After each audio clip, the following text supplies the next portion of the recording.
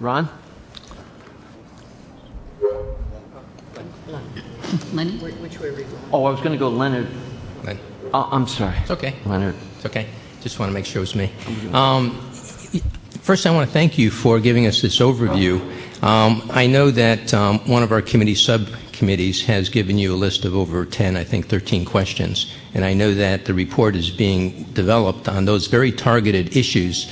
And I was wondering if you could just give us a little update on how that's going, arranging that. I know that you weren't able for this meeting to have all the data prepared that our committee has requested, but if you could give us a sense of whether that will be available at our next meeting so that we could ask you specific questions about those issues we've asked information on. And then one real specific question, and that is, if I understood it right, it was about 491 days regarding the period of time before one can get into a hearing.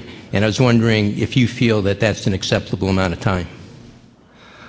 Well, well, to answer your first question, we did receive the request for data, and we have submitted that to the appropriate offices. They weren't able to have the data available for this meeting, but they are complying with the request.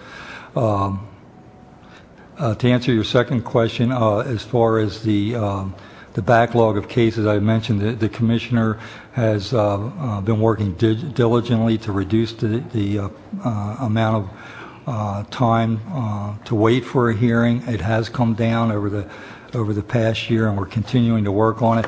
As I pointed out, we're opening up new hearing offices. We're adding on several hundred new administrative law judges, and we are working to reduce that number. So. Rebecca?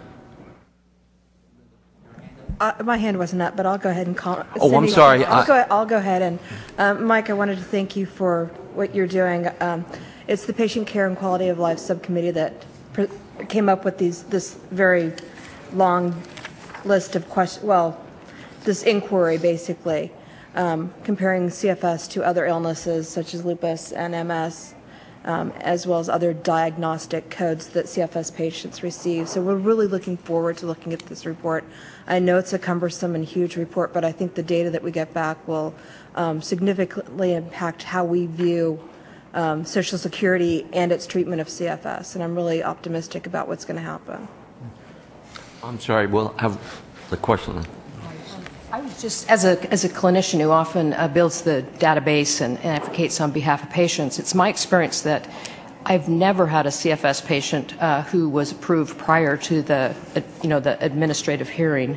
And what would you advise this committee to do? How should we change the situation so that certain applications that are clear could be approved on earlier and not have to go through that long delay?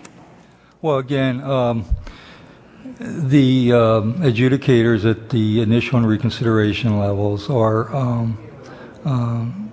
trained and they're instructed to consider all impairments, including CFS, and to develop them accordingly. As a clinician, I would say the best thing you can do is to provide us with as much detailed information as you can about the person's condition, their medical records, even information about their activities of daily living is very helpful.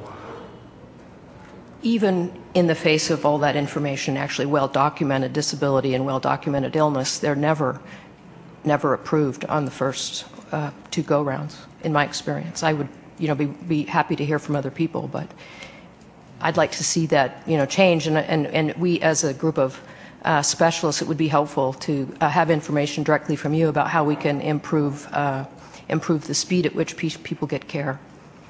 Thank you. Just want to make note that we're 100% at attendance now. Welcome, Ron.